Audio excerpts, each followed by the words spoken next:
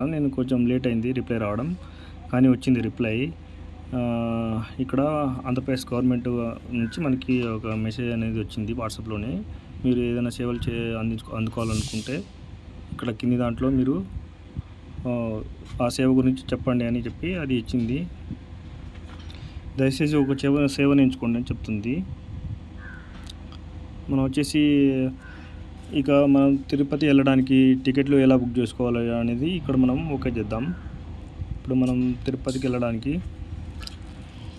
ఇప్పుడు ఎలా పనిచేస్తుంది ఇదంతా మొత్తం క్లియర్గా చూద్దాం. శ్రీశైలం కాణిపాకం అనేది ఇలాగ క్లియర్గా వచ్చేస్తుంది అనమాట. ఇప్పుడు గవర్నమెంటే వాట్సాప్లోకి మనకు అన్నిటికీ చూపిస్తుంది అనమాట.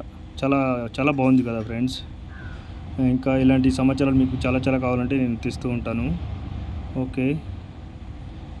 ఇక్కడ వచ్చేసి తిరుపతి గురించి అనేది లేదు.